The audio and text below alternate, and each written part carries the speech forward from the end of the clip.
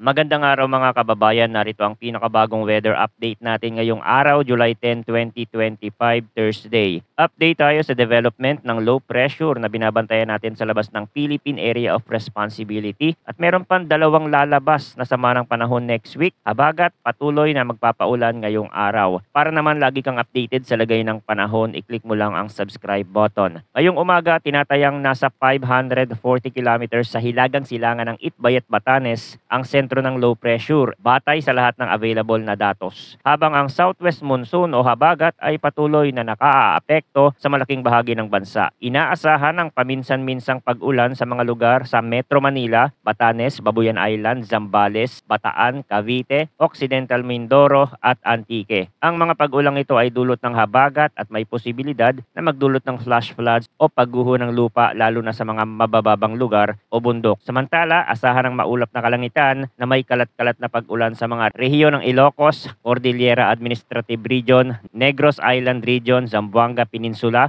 Bangsamoro Autonomous Region in mostly Mindanao, Soxargen, nalalabing bahagi ng Mimaropa at Western Visayas, Mainland Cagayan, Tarlac, Nueva Ecija, Pampanga, Bulacan, Batangas, Rizal, Laguna at Davao Occidental. Ang mga pagulang ito ay dulot din ng southwest monsoon na maaaring magdulot ng biglaang pagbaha at landslide lalo na kapag tumagal o lumakas ang buhos ng ulan. Para naman sa nalalabing bahagi ng bansa, makakaranas ng bahagyang maulap hanggang sa maulap na kalangitan na may mga panakanakang pag-ulan na posibleng magdulot ng localized flooding lalo na kapag may malalakas na thunderstorm. Ayon sa pinakabagong tropical cyclone threat outlook na nilabas ng Pag-asa, para sa week 1 mula July 9 hanggang July 15, may nakita na isang tropical cyclone-like vortex or TCLV-1, itong low pressure sa bandang hilaga ng Philippine Monitoring Domain na nasa labas pa ng Philippine Area of Responsibility. Sinasabi na mababa ang posibilidad nitong maging isang ganap na bagyo sa first week. Pagdating naman ng week 2 mula July 16 hanggang July 22, may posibilidad na mabuo ang TCLV-2, another low pressure sa silangang bahagi ng Tropical Cyclone Activity Domain. Ito ay inaasahang lilitaw sa silangang bahagi ng PAR, ngunit mababa rin ang tsansang maging tropical cyclone. Bukod pa rito, isang TCLV-3 ang posibleng mabuo sa northwestern boundary ng PAR sa kalagitnaan ng ikalawang linggo ng July. Gaya ng naunang mga TCLV, mababa rin ang posibilidad na ito ay maging isang ganap na bagyo. Pero gamit ang mga international model tulad ng European na kinukonsider natin na mas accurate kaysa sa GFS, yung low pressure area ngayon na nasa labas pa ng PAR, posible yan maging bagyo pero ito ay malayo na sa bansa. Samantala yung dalawang LPA na nakikita ng Pag-asa, dito sa European,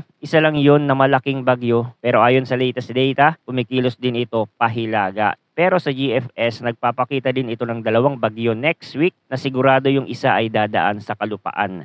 Gayunpaman, marami pang pwedeng magbago sa kilos at galaw nito kaya't mahalaga ang patuloy na pagmonitor at pagantabay sa mga susunod na ulat ng panahon dito sa ating channel para sa pinakabagong impormasyon. Maraming salamat sa inyong walang sawang pagtutok. Huwag kalimutang mag-ingat, maghanda at manatiling ligtas ngayong tagulan.